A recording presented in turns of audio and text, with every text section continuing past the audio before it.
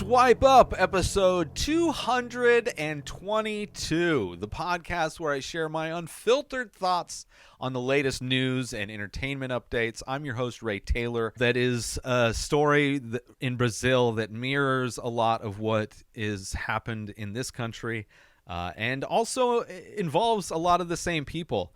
Thousands of protesters stormed government buildings in the capital of Brazil, Brasília, to protest the presidency of Lula da Silva, who was sworn in on January 1st. He is the left-leaning president who beat out the far-right president, who is very much like Trump, and the people who helped Trump try to steal the election.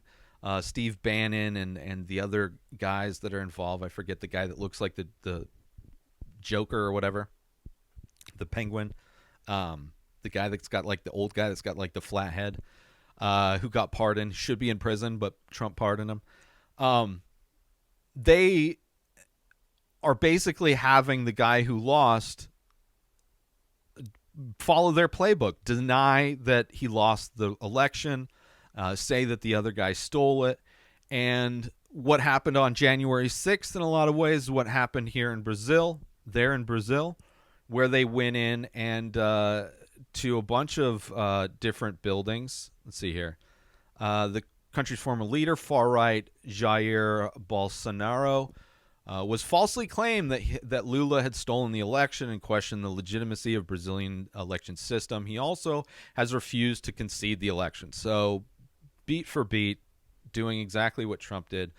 Protesters defaced artwork and may very well have hurt the buildings themselves, which were designed by Oscar Niemeyer, an iconic modernist architect. Brazilian officials expect to be able to restore all but one of the objects, a clock by Balzahar Martino that had been given by France to King Dom Huahao the Fifth during the 17th century. A bunch of painting, a bunch of artwork has been damaged. Sculptures, artwork, architecture, stained glass windows. The value of what's been destroyed is incalculable because they are mostly historical. They have historical. They're not just magical pictures. They're historical artifacts in a lot of ways. On Twitter, Bolsonaro said the destruction and invasion of public buildings like what occurred today was not acceptable, but he stopped short of decrying the protests altogether. Right? He's happy they're protesting. He's just like, oh, I don't want to touch the fact that they are destroying property, right? Same thing with like Trump. He's like, I'm glad they did the thing, but I didn't want them to actually poop on her desk or whatever, And this story is interesting not only because they are following the Trump playbook, not only because the people who encourage Trump to do that in America are literally the same people behind this president doing the exact same thing, but also the connection between what's been happening with the climate protests defacing artwork in comparison to what happened in Brazil, which I think are 1,000% different. The climate protests in the U.S., the meaning for the protests, the impetus for these protests are completely different. You have people trying to wake the world up into realizing that we are making this planet inhabitable by our actions, right? So literally trying to save humanity. The other group of people are just adult crybabies who want a fascist leader in their country, right? Religious extremists.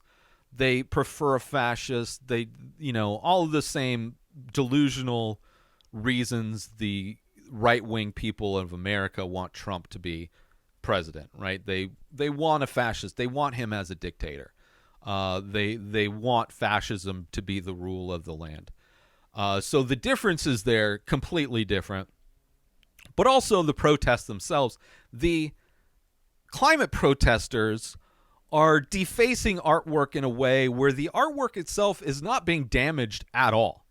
All of the paintings that have had mashed potatoes and tomato soup and these things, thrown on them are all covered by glass. They are all protected pieces of artwork that have not been damaged, right? Despite the anger people may have, this insane anger as if they are all of a sudden the protectors of artwork, right? These magical paintings made by people a long time ago that are no longer able to profit off of their art, right? That are just in museums, right? So, and labeled as such because somebody labeled it as such.